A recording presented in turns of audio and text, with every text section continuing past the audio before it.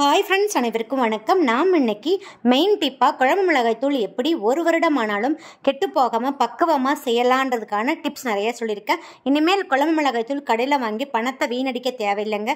இது கூடயே அன்றாட வாழ்க்கைக்கு தேவையான 2-3 டிப்ஸும் ஷேர் பண்ணியிருக்கேன்.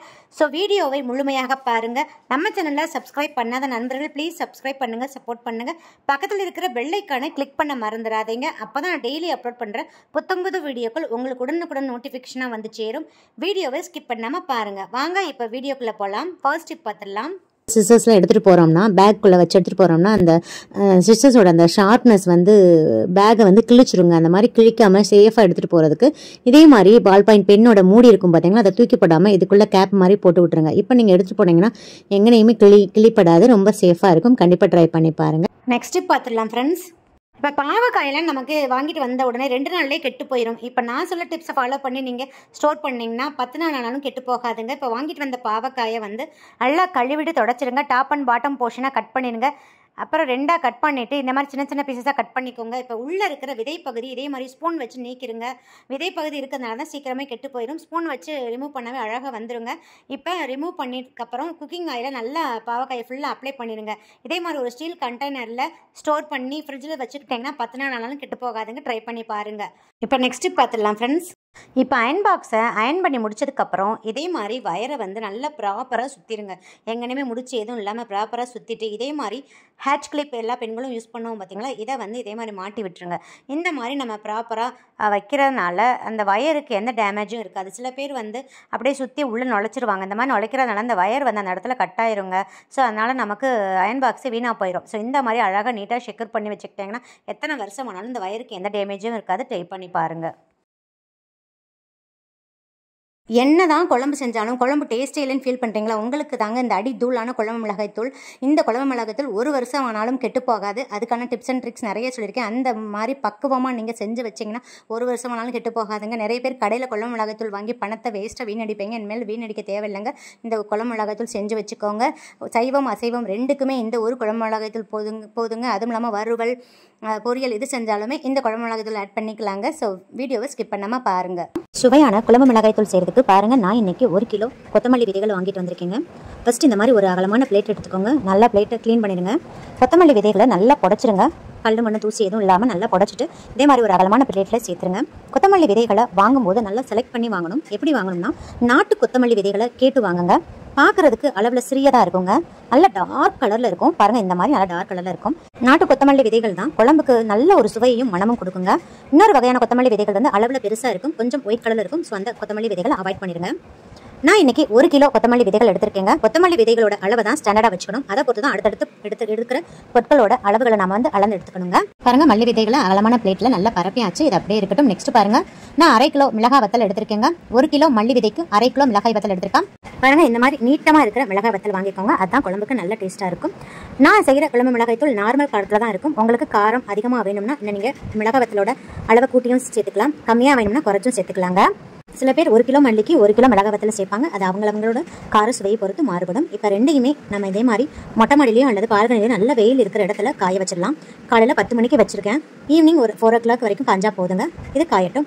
அதுக்கடையில் நம்ம மற்ற பொருட்களை எல்லாம் வறுத்துடலாம். அதுக்கு ஃபஸ்ட்டு ஒரு அகலமான ஹெவி பாட்டம் கடாய் அல்லது நான்ஸ்டிக் கடாய் எடுத்துக்கோங்க. இரும்பு கடாயாக இருந்தால் ரொம்ப பெஸ்ட்டாக இருக்கும். இப்போ வந்து கடாயை நல்லா ஹீட் பண்ணிடுங்க. ஹீட் பண்ணிவிட்டு ஃப்ளேமை கம்ப்ளீட்டாக சிம் பண்ணிடுங்க. நம்ம எடுத்துருக்கிற எல்லா பொருட்களையும் சிம்மில் வச்சு தாங்க பக்குவமாக வறுக்கணும். ஒரு பொருள் கூட கறியிடக்கூடாது. கறியிருச்சுன்னா நம்ம செய்கிற குழம்பு மிளகாய் தூள் ஒரு டேஸ்ட்டே மாறிடும், குழம்பும் நல்லா இருக்காது. அதனால் நல்லா சிம் பண்ணிடுங்க ஃப்ளேமை. இப்போ ஃபஸ்ட்டு பாருங்கள், நான் கடலைப்பருப்பு எடுத்திருக்கேன். 300 கிராம் இருக்குங்க. இந்த கடலைப்பருப்பை கடாயில் சேர்த்துருங்க. கடாயில் சேர்த்துட்டு நல்ல கமகமன் வாசனை வந்து சிவந்து வர அளவுக்கு வறுத்து கொடுத்துருங்க. கடலைப்பருப்பை பாருங்கள், இந்த அளவுக்கு நல்லா சிவக்க வறுத்துடணும். இல்லாட்டி நம்ம செய்கிற மசாலா தூள் வந்து பச்சை ஸ்மெல் அடிக்கும். ஸோ குழம்பு வந்து ஒரு மாதிரி பச்சை வாடை அடிச்சுட்டு சாப்பிட முடியாது. அதனால் இந்த அளவுக்கு கமகமன் வாசனை வந்து சிவந்து வர அளவுக்கு வறுத்து கொடுத்துருங்க. ஸோ கடலைப்பருப்பு நல்லா சிவந்துருச்சுங்க. இதுக்கு மேலே வறுத்தோம்னா கறியிருச்சுன்னா நல்லா இருக்காது. அதனால் கருகாமல் நல்லா பக்குவமாக வறுத்துக்கோங்க. இப்போ இதை ஒரு அகலமான பிளேட்டுக்கு ட்ரான்ஸ்ஃபர் பண்ணிடுங்க. இது ஆறட்டும். நெக்ஸ்ட்டு அதே கடாயில் ஃப்ளேம் சிம்மில் தான் இருக்கணும். நான் 50 கிராம் ஒயிட்லேயே உருட்டு உளுந்து எடுத்திருக்கீங்க. உளுந்தையும் நல்லா கமகமான வாசனை வர்ற அளவுக்கு வறுத்து கொடுத்துருங்க. பாருங்கள், உளுந்தும் இந்த அளவு நல்லா பொன்னிறமாக சிவந்து வந்துடணும். எந்த பொருளும் கருகிடக்கூடாது. இந்த மசாலா பொடி செய்கிறதுக்கு நமக்கு நல்ல பொறுமை வேணுங்க. ஸோ எல்லா வேலைகளையும் முடிச்சுட்டு நம்ம ஃப்ரீயாக இருக்கிற டைமில் வந்து இந்த மசாலா பொடியை செய்ய ஆரம்பிங்க. அப்போ தான் நம்ம பொறுமையாக பக்குவமாக வறுத்து எடுக்க முடியும். கண்டிப்பாக இந்த பொருட்கள் நம்ம வறுத்து எடுக்கிறதுக்கு 1 hour ஆகுங்க. பாருங்கள், நல்லா வறுபட்டுருச்சு. கைவிடாமல் கிளறி கொடுத்துட்டேருங்க. அப்போ தான் எல்லா உளுந்தும் ஈக்குவலாக வறுபட்டு வரும். இதையும் நம்ம கடலைப்பருப்பு கொட்டி வச்சிருக்கிற பிளேட்லேயே ட்ரான்ஸ்ஃபர் பண்ணிடலாங்க. நெக்ஸ்ட் பாருங்கள், நான் 100 கிராம் சாப்பாடு புழுங்கல் அரிசி எடுத்திருக்கேன். நீங்கள் பச்சரிசி வேணாலும் பயன்படுத்திக்கலாம்.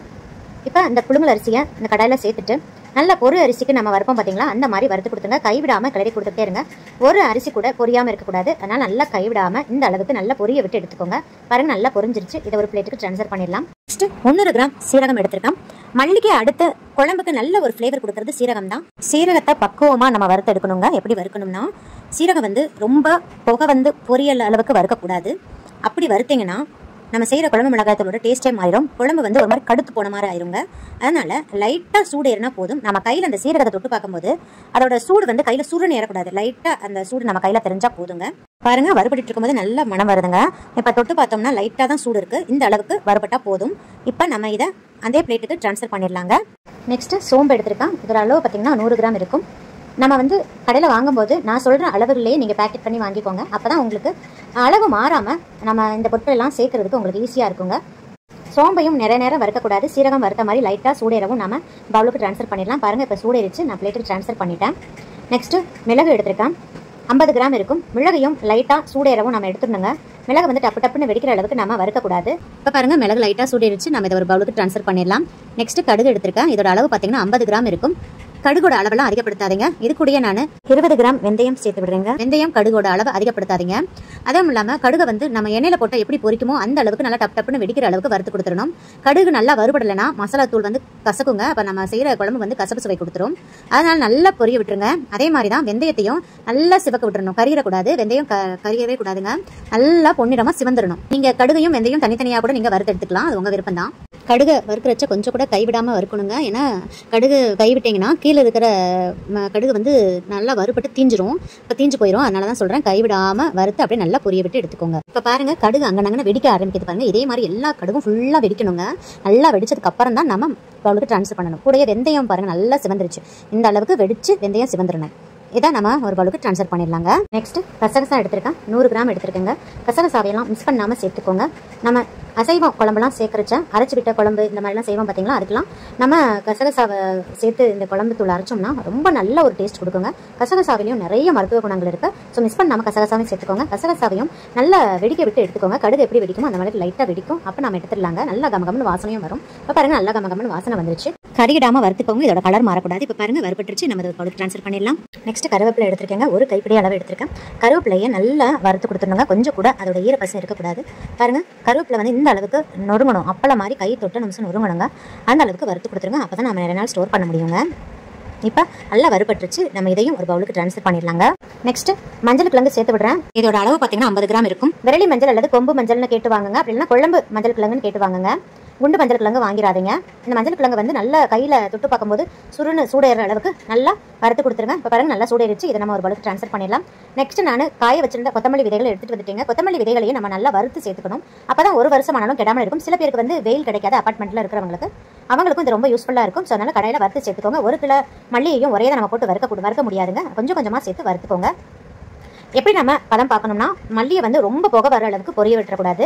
நம்ம தொட்டு பார்க்கும்போது சூடு சருன்னு கையில் ஏறணும். அது இல்லாமல் ஒரு மல்லி விதையை நம்ம எடுத்து இப்படி கையில் ப்ரெஸ் பண்ணி பார்க்கும்போது டக்குன்னு இந்த மாதிரி 2 உடையணுங்க. இந்த அளவுக்கு பதம் வர அளவுக்கு நம்ம கொத்தமல்லி விதைகளை வறுத்தாதான் குழம்பு நல்லா டேஸ்ட்டாகவும் நிறைய நாள் கெடாமலும் இருக்குங்க. இப்போ பாருங்கள், நான் எல்லா மல்லி விதைகளையும் வறுத்துட்டேன். இதையும் நம்ம கடலைப்பருப்பு கொட்டி வச்சிருக்கிற அதே பிளேட்டுக்கு ட்ரான்ஸ்ஃபர் பண்ணிடலாம். நெக்ஸ்ட்டு மிளகாவத்தையும் வறுத்துருங்க. அப்போ தான் நல்லதுன்னா சில பேருக்கு வெயில் கிடைக்காது இல்லையா, அதனால் இதே மாதிரி அகலமான கடாயில் வந்து அந்த காம்பெல்லாம் எடுக்காதீங்க. எடுக்காமலே நல்லா வறுத்து கொடுத்துருங்க. மிளகாவத்திலையும் கையில் தொட்டு பார்க்கும்போது நல்லா சூடாக இருக்கணும். அது இல்லாமல் ஒரு மிளகாவத்தில் நம்ம எடுத்து இப்படி உடச்சி பார்த்தோம்னா உடையாது. அந்த சூடு இருக்கும்போது உடையாதுங்க. அதுக்காண்டி நீங்கள் வறுபடலன்னு நினச்சிடாதீங்க. கையில் தொட்டு பார்க்கும்போது மிளகாவத்தில் சூடு ஏறவுமே நம்ம பிளேட்டு ட்ரான்ஸ்ஃபர் பண்ணிடலாம். நல்லா ஆர்வம் டக்குன்னு உடையிற பக்கத்துக்கு வந்துருங்க. இப்போ மிளகாவத்தல் நல்லா சூடேறிச்சு. நான் அதை ஒரு பெரிய பிளேட்டுக்கு மாற்றிடுறேன். தனியாக ஒரு பிளேட்டுக்கு மாற்றி வச்சுருங்க. இப்போ பாருங்கள், மிளகாவத்தல் நல்லா ஆறிச்சு. நான் ஒன்று உடச்சி காமிக்கிறேன் பாருங்கள். டக்குன்னு உடையணும். இதுதான் கரெக்டான பதம். இப்போ அதே வானிலையில் கொஞ்சமாக உப்பு கல்லுக்க போட்டு நல்லா அந்த ஈர பசையெல்லாம் போகிற அளவுக்கு நல்லா பொரிய வறுத்து ஒரு பிளேட்டில் தனியாக மாற்றி வச்சுக்கோங்க. இதை எதுக்கு நான் லாஸ்ட்டாக சொல்கிறேங்க. இப்போ பாருங்கள், கொத்தமல்லி விதைகளையும் நல்லா ஆற வச்சுட்டேன். ஒரு 1 hour நல்லா ஆற வச்சுருங்க. அதே மாதிரி மிளகாய் வத்தலும் நல்லா ஆறிடுச்சு. ரெண்டையும் ரைஸ் மில்லில் கொடுத்து நல்ல மாவாக அரைச்சி எடுத்து வச்சுக்கோங்க. வறுத்த உடனே நம்ம அரைக்கிறதுக்கு பார்த்துக்கோங்க. அதாவது 1 hour ஆற வச்சுட்டு அரைக்க பார்த்துக்கோங்க.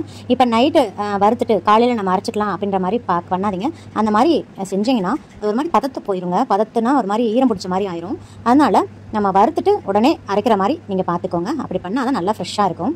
இப்போ அரைச்சிட்டு வந்த உடனே இதே மாதிரி ஒரு அகலமான பிளேட் எடுத்து நல்லா அந்த மசாலா தூளை வந்து ஆற வச்சுருங்க. ஒரு 2-3 மணி நேரமாவது நல்லா ஆறணும். குழந்தைங்களுக்கு கைப்படாத இடத்துல நல்லா ஆற வச்சுருங்க. நான் கவுண்டர் டாப்லேயே பெரிய பிளேட்டில் கொட்டி நல்லா ஆற வச்சுக்கிட்டீங்க. அப்படி இல்லைன்னா நியூஸ் பேப்பரில் கூட நீங்கள் கொட்டி நல்லா பரப்பி விட்டுருங்க. அப்போ தான் சீக்கிரமே ஆறும். ஆறுனதுக்கு அப்புறம் தான் நம்ம ஸ்டோர் பண்ண முடியும். மசாலா தூள் ஆறவும் நல்ல மாவு சலடை வச்சு சளிச்சு எடுத்து வச்சுக்கோங்க. பாருங்க, நான் சளிச்சு எடுத்து வச்சுட்டேன். பாருங்க ஃப்ரெண்ட்ஸ், ஃபைனலாக நம்மளோட ட்ரெடிஷனலான குழம்பு மிளகாய் தூள் சூப்பராக ரெடி ஆயிடுச்சு. இது இந்த மசாலா தூளை வந்து ஃபுல்லாகவே நம்ம எடுத்து வச்சு பயன்படுத்தக்கூடாது. ஒரு 15 நாளைக்கு தேவையான அளவு ஒரு சின்ன கண்டெய்னரில், கிளாஸ் கண்டெய்னர்லையோ அல்லது ஸ்டீல் கண்டெய்னர்லையோ நல்ல ஏர் டைட்டாக இருக்கிற கண்டெய்னரில் கொஞ்சமாக எடுத்து பக்கத்தில் கவுண்டர் டாப் பக்கத்துலேயே வச்சுக்கோங்க. இது கூட ஒரு ஸ்பூனையை வச்சு விட்டு நல்லா மூடி வச்சுருங்க. மிச்சத்தை வந்து இதே மாதிரி ஒரு பெரிய அகலமான கண்டெய்னரில் வச்சுக்கோங்க.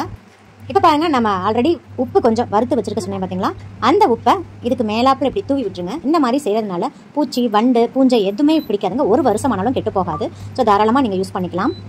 இப்போ நல்லா நீங்கள் மூடுற மூடி வந்து நல்ல ஏர் டைட்டாக இருக்கணும். ஈரக்கை பயன்படுத்தக்கூடாது. நீங்கள் பயன்படுத்துகிற ஸ்பூன்லேயும் கொஞ்சம் கூட ஈரம் இல்லாமல் பார்த்துக்கோங்க. அப்போ தான் பூஞ்சை பிடிக்காமல் இருக்குங்க. நெக்ஸ்ட்டு நீங்கள் கொஞ்சமாக ஒரு சின்ன கண்டெய்னரில் எடுத்து வச்சு பயன்படுத்திக்கோங்க. அப்போ தான் அதோட வாசனை கூட போகாமல் 1 வருஷம் ஆனாலும் அப்படியே இருக்கும். இந்த வீடியோ உங்கள் எல்லாருக்குமே மிகவும் பயனுள்ளதாக இருக்கும்னு நினைக்கிறீங்க. அப்படி பயனுள்ளதாக இருக்கும்னு நினச்சிங்கன்னா நம்ம சேனலுக்கு ஒரு லைக் கொடுத்து சப்ஸ்கிரைப் பண்ணிக்கோங்க. மறக்காமல் உங்கள் ஃப்ரெண்ட்ஸ் அண்ட் ரிலேட்டிவ்ஸ் கூட நிறைய ஷேர் பண்ணிக்கோங்க. மீண்டும் அடுத்த ஒரு நல்ல பதிவில் உங்களை சந்திக்கும் வரை நன்றி கூறி விடைபெறுகிறேன். நன்றி, வணக்கம்.